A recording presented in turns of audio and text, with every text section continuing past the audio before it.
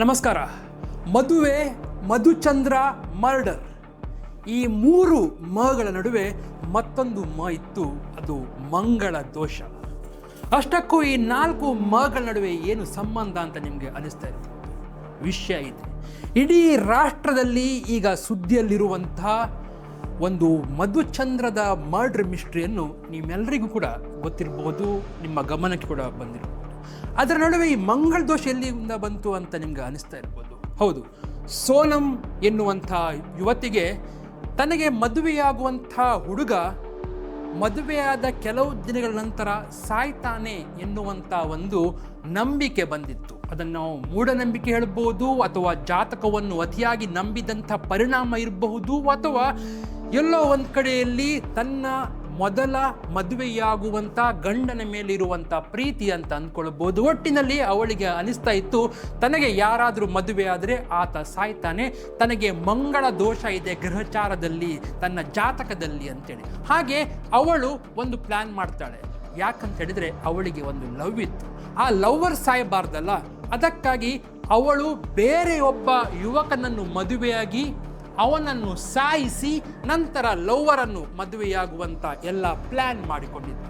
ಅದಕ್ಕಾಗಿ ಅವಳು ಮದುವೆಯಾದಲು ಇಂದೋರ್ನ ಒಬ್ಬ ಟ್ರಾನ್ಸ್ಪೋರ್ಟ್ ವ್ಯವಹಾರವನ್ನು ಮಾಡ್ತಿದ್ದಂತಹ ರಾಜ ರಘುವಂಶನ್ ಮದುವೆಯಾಗಿ ಗಂಡನನ್ನು ಪ್ಲ್ಯಾನ್ ಮಾಡಿಕೊಂಡು ಹನಿಮೂನ್ಗಾಗಿ ಮೇಘಾಲಯಕ್ಕೆ ಕರೆದುಕೊಂಡು ಹೋಗ್ತಾಳೆ. ಅಲ್ಲಿ ಪ್ರಪಾತದಲ್ಲಿ ಆತನನ್ನು ಸಾಯಿಸ್ತಾಳೆ. ಸಾಯಿಸುವಾಗ 3 ಜನ ಬಾಡಿಗೆ ಹಂತಕರನ್ನು ಕೂಡ ನೇಮಕ ಮಾಡ್ತಾಳೆ. ಆ ಬಾಡಿಗೆ ಹಂತಕರ ನೇಮಕ ಮಾಡಿದ್ದು ಇವಳ ಲವ್ವರ್, ಆತನ ಹೆಸರು ರಾಜ ಸುಖ್ವಾಸ್. ಸೊ ಎಲ್ಲರೂ ಸೇರಿ ಆ ರಾಜ ರಘುವಂಶನ್ನು ಮುಗಿಸಿ ಬಿಡ್ತಾರೆ.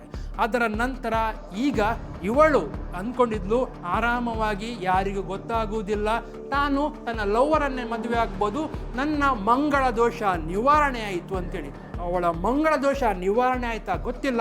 ಒಟ್ಟಿನಲ್ಲಿ ಅವಳು ಮಾತ್ರ ತನ್ನ ಪ್ರೇಮಿಯೊಂದಿಗೆ ಈಗ ಜೈಲಲ್ಲಿ ಇದ್ದಾಳೆ. ಇದಕ್ಕೆ ಬಲಿಯಾದದ್ದು ಒಬ್ಬ ಅಮಾಯಕ ಯುವಕ. ಇವಳ ಮಂಗಳ ದೋಷ ನಿವಾರಣೆಗಾಗಿ ಆತನನ್ನು ಬಲಿ ಕೊಟ್ಟದ್ದು ಮಾತ್ರ ಅದು ವಿಧಿಯ ಒಂದು ಘೋರ ದುರಂತ. ನಾವು ಎಷ್ಟರ ಮಟ್ಟಿಗೆ ನಮ್ಮ ಜಾತಕವನ್ನು ಅಥವಾ ನಮ್ಮ ಗ್ರಹಚಾರವನ್ನು ಅತಿಯಾಗಿ ನಂಬಿಕೊಳ್ತೇವೋ ಆಗ ಇಂಥ ಬಲಿಗಳು ಸಂಭವಿಸ್ತದೆ. ಆದರೆ ಇದಕ್ಕೆ ಸರಿಯಾದ ತನಿಖೆಯಾಗಿ ಅವಳಿಗೆ ಶಿಕ್ಷೆ ಆದರೆ ಆಗ ಮಾತ್ರ ಆಕೆಯ ಮೊದಲ ಗಂಡ ಅಂತೇನು ರಾಜ ರಘುವಂಶ್ ಇದ್ದಾನೆ, ಆತನ ಆತ್ಮಕ್ಕೆ ಶಾಂತಿ ಸಿಗ್ಬೋದು. ಹಾಗೆ ಸಿಗಲಿ ಶಾಂತಿ, ಸದ್ಗತಿ ದೊರೆಯಲ್ಲಿ ಆ ಆತ್ಮಕ್ಕೆ ಅಂತ ಹೇಳ್ತಾ ನಮಸ್ಕಾರ. ಜನಜಾಗೃತಿಗಾಗಿ ತುಳುನಾಡು ನ್ಯೂಸ್.